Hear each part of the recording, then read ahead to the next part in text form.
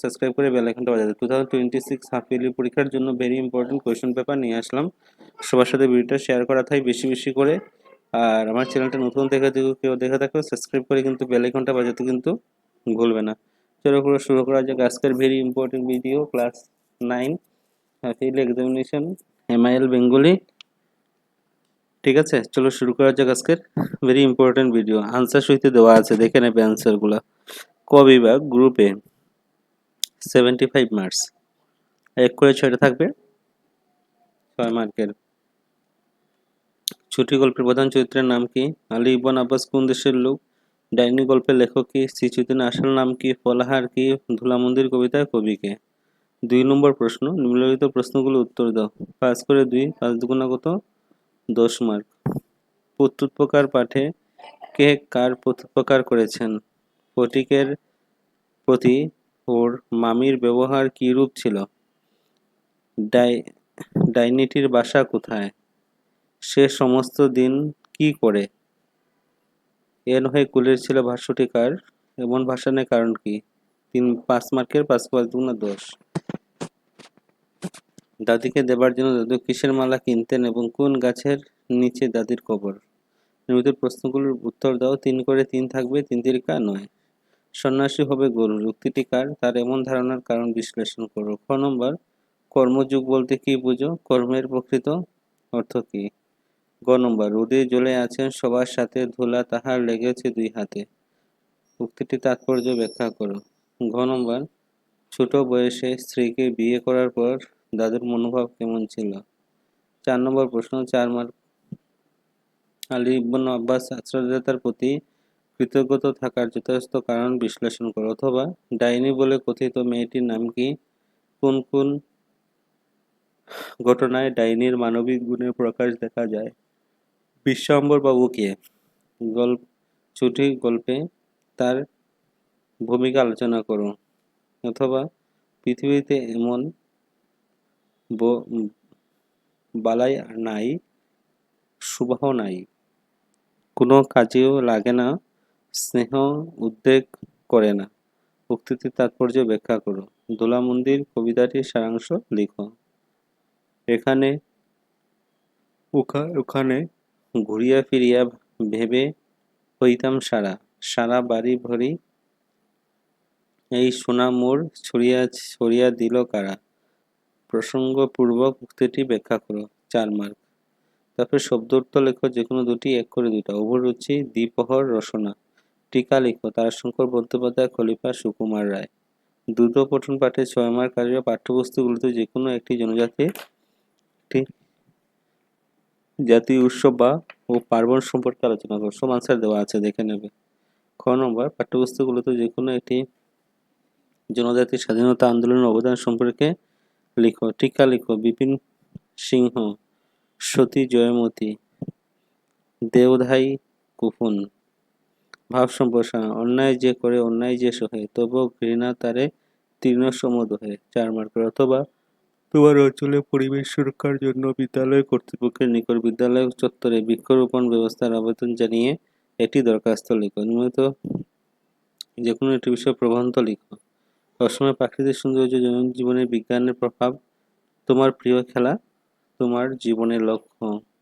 10 নম্বর, নির্দেশ অনুসারে উত্তর দাও। সন্ধি বিচ্ছেদ যে কোনো দুটি, 1 করে 2 মার্ক। উল্লেখ, আগমন, তর্জন। উদাহরণসহ নির্দেশ প্রত্যয়ের সংজ্ঞা লিখো। গ নম্বর, যে কোনো দুইটি শব্দের স্ত্রী প্রত্যয়ের ব্যবহার দেখাও। বাক্য সংকোচন অথবা সম্প্রসারণ করো। যাহা নিবারণ করা যায় না, শরীরের চামড়া, অসাধ্য, নাস্তিক অর্থসহ রচনা করো। যে কোনো দুইটি। অমাবস্যা চাঁদ উভয় সংকট উচ্চরে পাকা। 25 মার্কের। খ বিভাগ 11 নম্বর, 1 করে 4টা থাকবে 4 মার্কের। ঈশ্বরের তত্ত্বকথা কিসে পাওয়া যায়? মুগ্ধবোধ কার রচিত? আমরা কবিতায় কবি কে? অনেকের জন্য কবি সুকান্ত কি কবি বলে অভিহিত?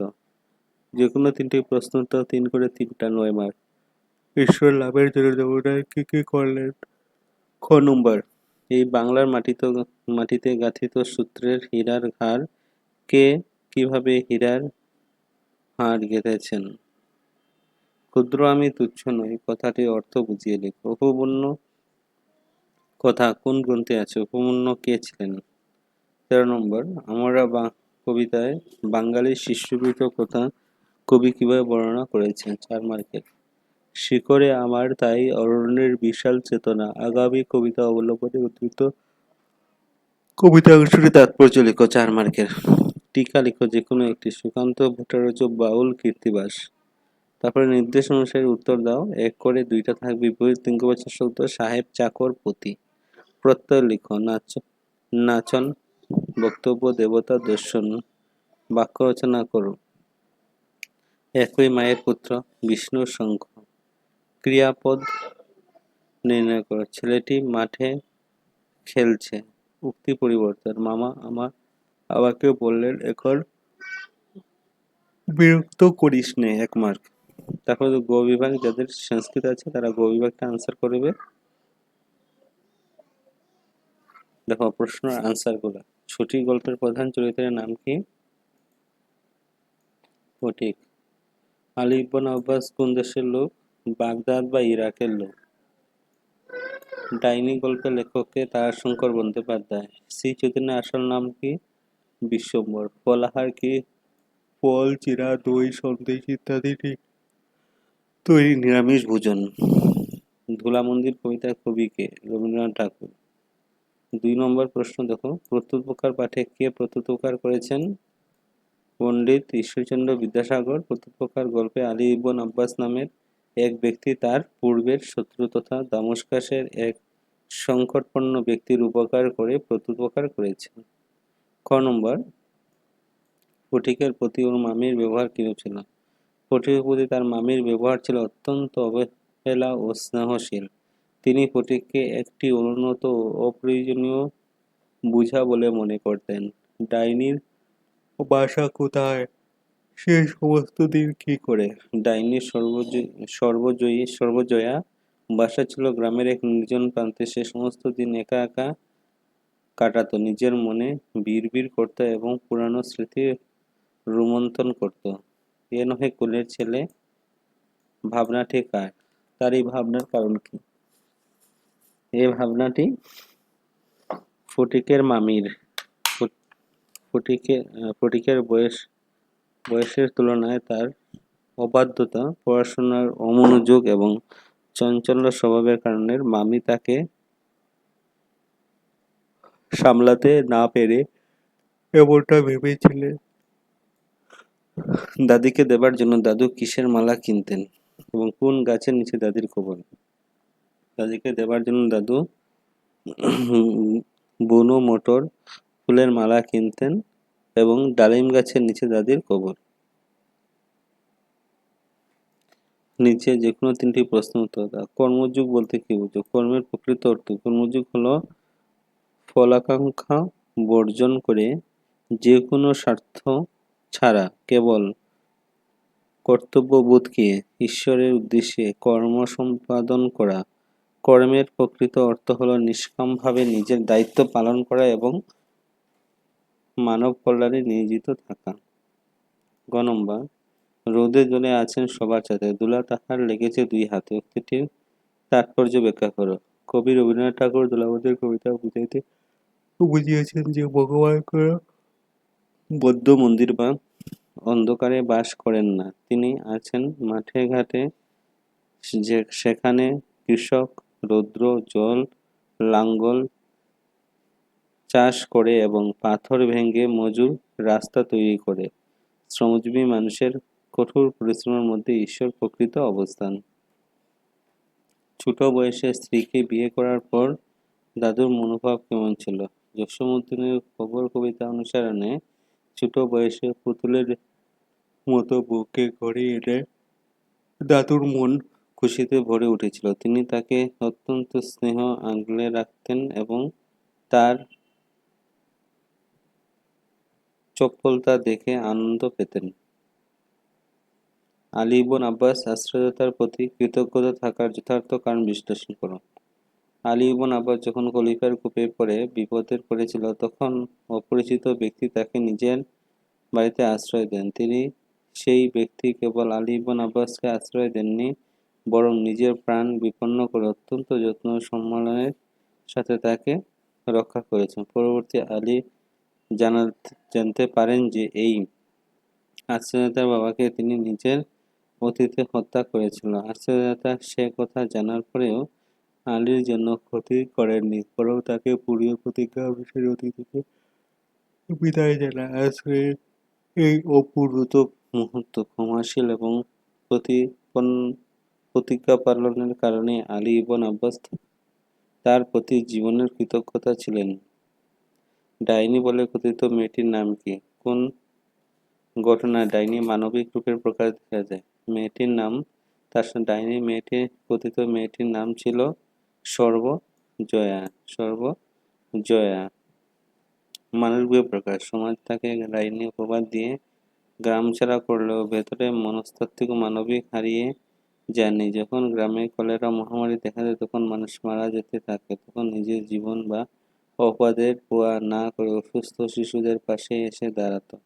ক্ষুধার্ত ও তৃষ্ণার্ত প্রতিনিধিকে সে পরম মমতার সাহায্য করতে চেয়েছে। মানসিক ঘৃণা ও লাঞ্ছনা পাওয়ার পরেও অবাধ শিশুদের প্রতি তার সহজ স্নেহ ভালোবাসা প্রমাণ করে যে তিনি ডাইনি নয়, বরং একজন অত্যন্ত দয়ালু মানবিক নারী ছিলেন। বিশ্বাম্বর বাবু কে? তিনি গল্পের ভূমিকা আছেন। বিশ্বাম্বর বাবু হলেন রবীন্দ্রনাথ ঠাকুর রচিত ছোট গল্পের প্রধান চরিত্র ফটিক চক্রবর্তীর মামা। তিনি দীর্ঘদিন ধরে কলকাতার গ্রামের বাড়িতে বোনের সাথে দেখা করতে এসেছেন। তার ভূমিকায় ছুটি গল্পে বিশ্বাম্বর বাবুর ভূমিকা অত্যন্ত গুরুত্বপূর্ণ ও বেদনাদায়ক। বোনের অনুরোধ এবং ভগ্নের ভালো কথা চিন্তা করে তিনি ফটিককে পড়াশোনার জোগাড়ের জন্য কলকাতার নিজের বাড়িতে নিয়ে যায়। কিন্তু কলকাতার নিজের সংসারে তিনি ফটিককে তার স্ত্রীর লাঞ্ছনা ও অবহেলা থেকে রক্ষা করতে পারেননি। ফটিক যখন অসুস্থ আক্রান্ত হয়ে মৃত্যুশয্যায় শায়িত, তখন বিশ্বাম্বর বাবু পরম স্নেহে তার পাশে এসে দাঁড়ান এবং ফটিককে মাকে খবর দেন। তিনি ফটিককে ভালোবাসলেও পরিস্থিতি চাপিয়ে তাকে উপযুক্ত মানসিক আশ্রয় দিতে ব্যর্থ হয়েছিল, যা ফটিকের করুণ পরিণতি ত্বরান্বিত করেছিল। বিশ্বাম্বরবাবু কে? তার গল্পের ভূমিকা কি? বিশ্বাম্বরবাবু হলেন রবীন্দ্রনাথ ঠাকুর ছোট গল্পের প্রধান চরিত্র মামা। তিনি দীর্ঘদিন কলকাতায় এসে গ্রামে দেখা করতেন। ভূমিকা: ছোট বোনের বিশ্বাম্বরবাবুর অত্যন্ত বেদনাদায়ক। বোনের ভগ্নের কথা চিন্তা করে তিনি ফটিককে পড়াশোনার জন্য কলকাতায় নিজের বাড়িতে নিয়ে যান। কিন্তু কলকাতায় নিজের সংসারের প্রতি ফটিক তার স্ত্রীর লাঞ্ছনা ও অবহেলা রক্ষা করতে পারেনি। ফটিক মৃত্যুশয্যায় শয্যাশায়ী, তখন বিশ্বাম্বর পরম স্নেহে তার পাশে এসে দাঁড়ান এবং ফটিকের মাকে খবর দেন এবং তিনি ফটিকের ভালোবাসার পরিস্থিতি চেপে উন্মুক্ত মানসিক আশ্রয় দিতে ব্যর্থ হয়েছিল, যা ফটিক করুণার পরিণতি ত্বরান্বিত হয়েছিল। পৃথিবীতে এমন এমন বালাই আর নেই, শোভাও নেই, কোনো কাজেও লাগে না। উক্তিটির তাৎপর্য ব্যাখ্যা করো। উক্তিটি রবীন্দ্রনাথ ঠাকুর চুটি গল্পের কথা চুটি গল্প থেকে নেওয়া হয়েছে। 13-14 বছরের কিশোর বয়সের ছেলেদের মানসিক ও শারীরিক অবস্থাকে বোঝাতে কবি এই উক্তিটি করেছেন। এই বয়সের ছেলেরা না পারে বড়দের মতো গম্ভীর হতে, না পারে ছোটদের মতো গড়ের রক্ষা করতে। তাদের কথায় পাকা ভাব আসে, কিন্তু অভিজ্ঞতার অভাব থাকে। তারা সব জায়গাতে অমিল বা বালাই হয়ে দাঁড়ায়। ফটিক জীবনে করুণ বাস্তবতার মাধ্যমে এই বয়সে ছেলেদের একাকিত্ব উপস্থিত হওয়ার রূপটি এখানে ফুটে উঠেছে। দোলাবন্দির কবিতার সারাংশ লিখুন। কবিতায় কবি রবীন্দ্রনাথ ঠাকুর লিখেছেন যে দেবালয়ের দ্বার বন্ধ করে চন্দনমালা নিয়ে ভজন পূজন বা জপ তপ করার মাধ্যমে ঈশ্বরের পাওয়া যায় না। ঈশ্বরের কোনো অন্ধকার ঘরে সিংহাসনে বসে নেই, তিনি আছেন মাঠের ধুলো, যেখানে কৃষক লাঙ্গল চাষ বা মজুর পাথর ভাঙছে, তাদের গায়ের কাপড় ছিঁড়ে গেছে হাত ধুলায় মাখামাখি। কবি মানুষকে আহ্বান জানিয়েছেন যে মন্দিরের আড়ম্বর ত্যাগ করে সেই সব খেটে খাওয়া সাধারণ মানুষের পাশে এসে দাঁড়াতে মানুষের সেবার মাধ্যমে প্রকৃত মুক্তি আনন্দ পাওয়া সম্ভব। এখানে ওখানে ঘুরিয়া ফিরিয়া দেবে হইতাম সারা বাড়ি ভারী এই সোনার মোড় ছাড়িয়া দিল কারা? প্রসঙ্গটি পূর্বের উক্তিটি ব্যাখ্যা করো। এই অংশটি মূলত কোনো কবিতা বা নাটকের অংশ। এখানে বক্তা নিজের ঘরের সন্তান বা প্রিয় কোনো অমূল্য সম্পদকে সোনা হিসাবে সম্বোধন করেছেন। তিনি বলতে চেয়েছেন যে আনন্দের সন্ধানে তিনি বাইরে এখানে সেখানে ঘুরে বেড়াও পাননি। সেই পরম আনন্দ বাসনা আজ তার নিজের ঘর জুড়ে ছড়িয়ে আছে। অর্থাৎ বাইরের জগৎ চেয়ে তিনি নিজের ঘরের আপনজন বা সন্তানের সান্নিধ্যে মানুষ নিজের আসল সুখ ও আসল জায়গা করে নিয়ে এসেছে। এখানে ওখানে ঘুরে প্রায় শোনার পূর্বটি করে নিয়েছি। তারপরে দেখো অভিরুচি শব্দার্থ ইচ্ছা, দ্বিরোধ হলো হাতি, তারপরে রসনা মানে জীব। তারাশঙ্কর বন্দ্যোপাধ্যায়ের টিকা। বাংলা সাহিত্যের অন্যতম শ্রেষ্ঠ সাহিত্যিক। তার লেখা গল্প উপন্যাস মূলত রুরাল অঞ্চলের মানুষের জীবনযাপনে বাস্তব ফুটে উঠেছে। তার বিখ্যাত উপন্যাসগুলির মধ্যে গণদেবতা, পঞ্চগ্রাম, হাসলি, বাকের উপকথা অন্যতম। খলিফা শব্দের সাধারণত অর্থ প্রতিনিধি বা স্থলভিষিক্ত। ইসলাম ধর্মের মহানবী এর মৃত্যুর পর মুসলিম সম্প্রদায়ের ধর্মীয় রাজনৈতিক প্রধান খলিফা বলা হতো। সাধারণত লোকমুখে কোনো কাজের দক্ষ বা উস্তাদ বা দর্জিকে খলিফা বলা হয়। সুকুমার রায় বাংলা সাহিত্যে অত্যন্ত জনপ্রিয় শিশু সাহিত্য। ননদ সেন ছাড়া প্রবর্তন। তিনি বিখ্যাত চলচ্চিত্র পরিচালক সত্যজিৎ রায়ের পিতা। তার উল্লেখ্য সৃষ্টির মধ্যে রয়েছে আবল তাবল, হযবরল, পাগলা দাশু ইত্যাদি। টিকা লিখো বিপিন সিংহ। গুরু বিপিন সিংহ ছিলেন মণিপুরী নৃত্য একজন প্রখ্যাত পরিচালক এবং গুরু। তিনি ঐতিহাসিক মণিপুরী নৃত্য বিশ্বমঞ্চে এক নতুন রূপে আধুনিক মর্যাদা দান করেছেন। সত্যমেव জয়তে অসমের ইতিহাসে এক মহান ত্যাগী নারী। অহোম সাম্রাজ্যের কুখ্যাত রাজা লোরা রাজার হাত থেকে নিজের স্বামী গদাপাণিকে রক্ষা করার জন্য তিনি অমানসিক অত্যাচার সহ্য করে নিজের জীবন বিসর্জন দিয়েছিলেন, কিন্তু স্বামী খোঁজ দেননি। দেওধর ফুকন অহোম রাজসভার ঐতিহ্যবাহী পুরোহিত বা পণ্ডিত গোষ্ঠীর প্রধান পদবী। তার আহোমদের ধর্মীয় আচার অনুষ্ঠান পরিচালনা করতেন এবং ইতিহাসে বুরঞ্জি রক্ষা করতেন এবং রাজাকে বিভিন্ন বিষয়ে পরামর্শ দিতেন। সন্ধি বিচ্ছেদ করো। উদ্যোগ লেখ উল্লেখ তজ্জুগ জন্য তজ্জন্য প্রত্যগমন প্রতিযুগ উদ্গম প্রত্যগম সংজ্ঞা নির্দিষ্ট প্রত্যয় যে সমস্ত প্রত্যয় বা চিহ্ন পদের শেষে যুক্ত হয় পদের নির্দিষ্ট বা অনির্দিষ্ট প্রকাশ করে তাদেরকে নির্দিষ্ট প্রত্যয়। উদাহরণ টাটি, খানা, খানি। যেমন বইটা, লোকটি। যে কোনো দুটি শব্দের প্রত্যয় লিখুন। বালক, ইকা, বালিকা। সিংহযোগ, ইনি, সিংহনী। বাক্য সংকোচন বাক্য সময় যাহা নিবারণ করা জন্য মেনে চলা উচিত। অনাথ মনের নাথ, নাস্তিক মানে ঈশ্বরে বিশ্বাস নেই যার।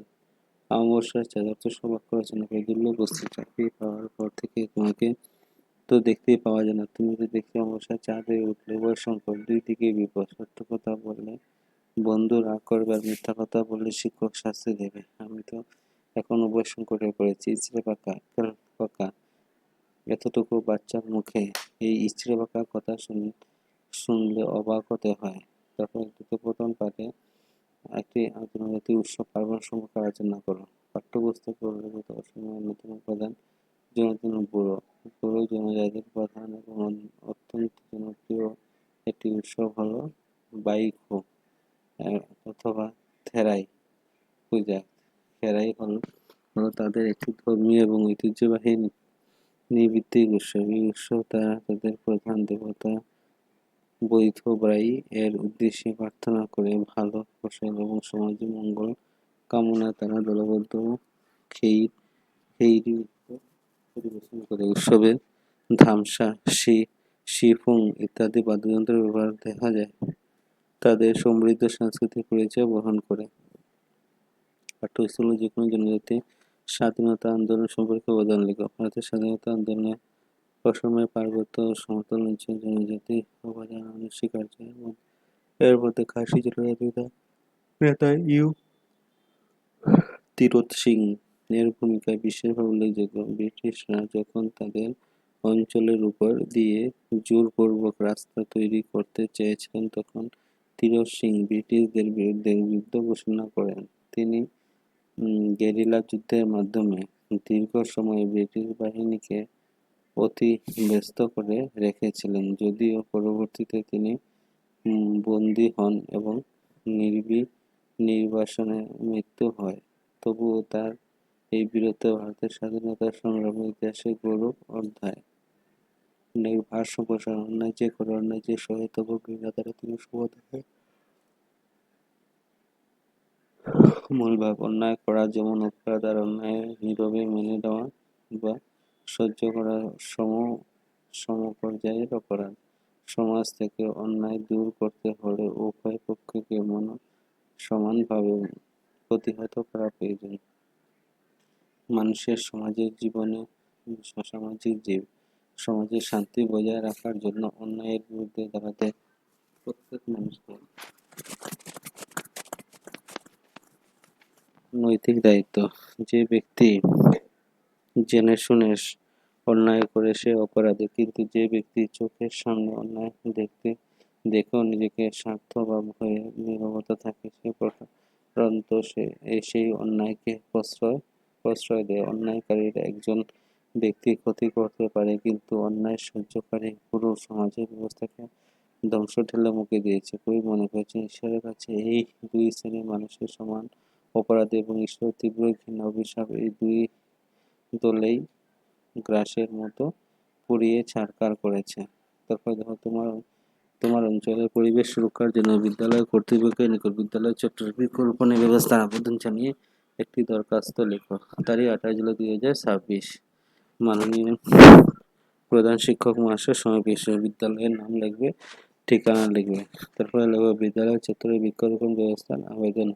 বিষয় সবিনয় নিবেদন এই যে, আমরা বিদ্যালয় ছাত্রছাত্রী বর্তমানে পরিবেশ দূষণ এবং বিশ্ব উষ্ণায়ন যেভাবে বৃদ্ধি পেয়েছে, তাদের পরিবেশের ভারসাম্য রক্ষা করা অত্যন্ত জরুরি হয়ে পড়েছে। আমাদের বিদ্যালয় চত্বরে বেশ কিছু জায়গা ফাঁকা পড়ে আছে, সেখানে বৃক্ষরোপণ করলে বিদ্যালয়ের সূত্রগত বৃদ্ধি পাশাপাশি পরিবেশের সুরক্ষা সুনিশ্চিত হবে।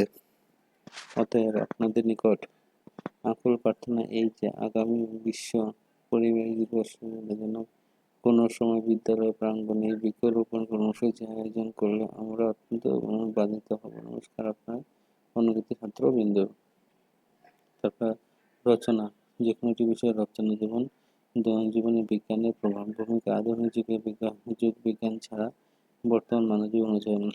সকালে ঘুম থেকে ওঠা থেকে শুরু করে রাত্রে ঘুমিয়ে যাওয়া পর্যন্ত প্রতিটি পদে বিজ্ঞান আমাদের নির্ভরশীল। যোগাযোগ, যাতায়াত, বিজ্ঞানের ব্যবস্থার সাহায্যে মানুষের দ্রুত কাজ করতে, সেখানে বাস, ট্রেন ও জাহাজ আমাদের সময় বাঁচিয়েছে। অন্যদিকে ইন্টারনেট ও স্মার্টফোন দূর করেছে নিকট বসে আমরা বিশ্বের যে কোনো প্রান্তের মানুষের সাথে কথা বলতে পারছি। চিকিৎসার ক্ষেত্রে বিজ্ঞানের অবদান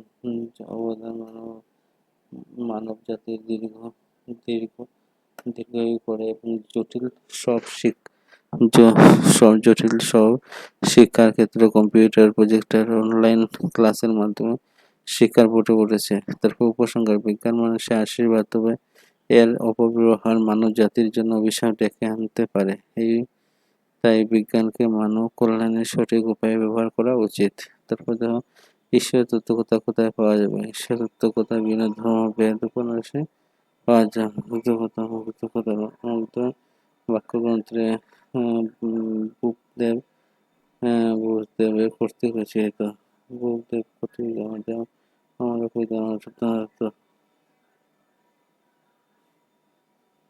তখন আমরা কবিতার কবিকে আমরা সত্যনারায়ণ দত্ত। অনেকের কাছে কবি সুকান্ত কি বলে পরিচিত? অনেকের কবি সুকান্ত কিশোর কবি হিসেবে পরিচিত। তারপরে নেক্সট, ঈশ্বর লাভের জন্য দেবনাথ কি করেন?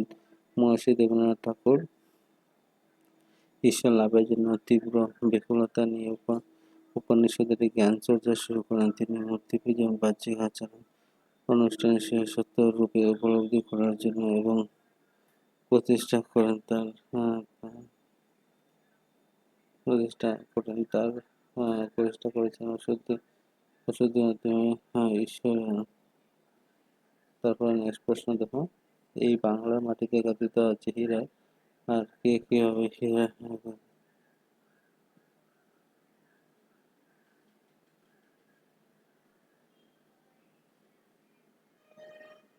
ক্ষুদ্র আমি তুচ্ছ নই কথাটির অর্থ কি বুঝিয়ে দাও? কথাটি অন্তর্ভুক্ত অর্থ আকারে ক্ষমতা বা সামাজিক অবস্থা ছোট বা ক্ষুদ্র হলেও কারো অস্তিত্ব বা মুহূর্ত কখনো তুচ্ছ নয়।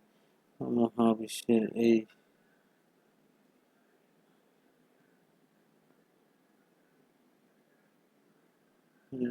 মানুষের বাহ্যিক রূপ ক্ষুদ্র হতে কিন্তু ভেতরে আত্মিক শক্তি সচেতনা কর্মের জন্য অন্য তাৎপর্য করে তোলে।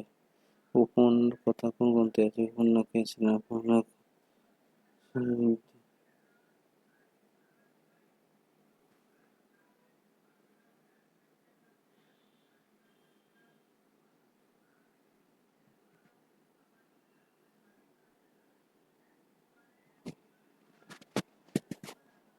উপমান্যের কথা কোন গ্রন্থে আছে? উপমান্য কে ছিলেন? উপমান্য কাহিনী সনাতন হিন্দু ধর্মের প্রাচীন মহাকাব্য মহাভারতে এবং আদি পূর্বে রয়েছে। উপমান্য ছিলেন বৈদিক যুগের ঋষি। মহর্ষি একজন অত্যন্ত নিষ্ঠাবান আজ্ঞাবান ও পরম গুরুভক্তি। তারপরে আবার কবিতাতে লেখা আছে কিভাবে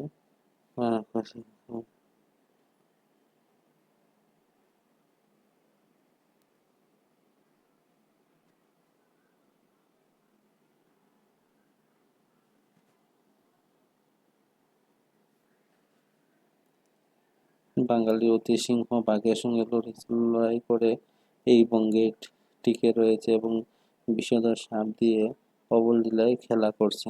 তারপরে লঙ্কা রাক্ষস রাবণ পরাস্তকারী রামচন্দ্র পতিতামহের সাথে বাঙালির চতুরঙ্গে সেনা সহ সাহসের সাথে যুদ্ধ করেছে।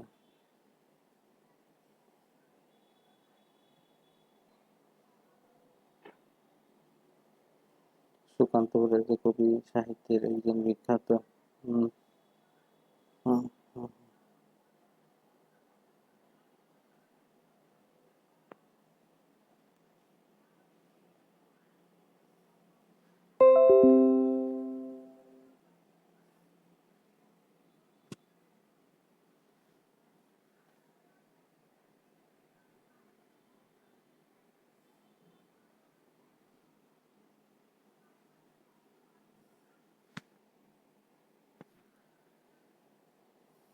কৃত্তিবাস একটা তোমাদের শর্ট নোট বা টিকা। তারপরে বিপরীত লিঙ্গবচন সাহেব, ম্যাম, চাকরি, ঝি, পত্নী, স্ত্রী, নাচন, নাচযুগল, ভক্তিপ্রবল, শ্রীযুক্ত, প্রদেব, দেবতা, দিশ যুগল, দিশ। তারপরে একই মায়ের পুত্র সহোদর, বিষ্ণুর শঙ্খ পঞ্চান্ন, বিষ্ণু।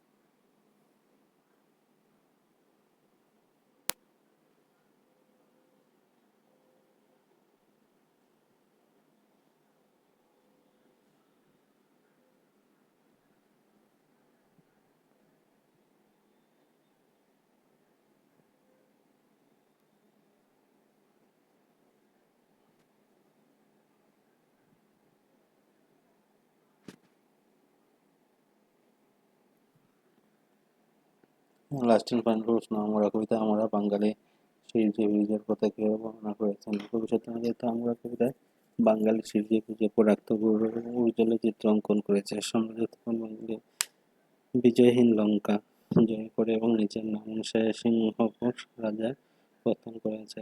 তারপরে অতীতে বাঙালি বিশাল নৌবহর নিয়ে সমুদ্র পাড়ি দিয়ে বিভিন্ন দেশের বাণিজ্য বীরত্ব এবং প্রতীক হিসাবে নিজেকে প্রতিষ্ঠা করেছে। তারপরে শিখর আমরা অরণ্য বিশাল চেতনা আগামী কবিতা অবলম্বনে তাৎপর্য কৃষ্ণদাতা আর আমরা কবিতা আমি বাঙালি বীরত্বের কথাগুলো ইতিহাসের তিনি দেখিয়েছেন কিভাবে বাঙালি বীরত্বের সহজে সাথে লঙ্কা জয় করে সেখানে মানুষের সিংহপুর রাজত্ব করেছেন। তাছাড়া বাঙালি গোল হয়ে দিল্লি মুঘল সম্রাটের বিরুদ্ধে সাহসিকতার সাথে লড়াই করে নিজেদের সিংহাসনে রেখেছিলেন। রণক্ষেত্রে ও জলক্ষেত্রে বাঙালি যে অসীম শৌর্য বীর্য রয়েছে তা বুঝে অত্যন্ত গৌরব তা নিয়ে অত্যন্ত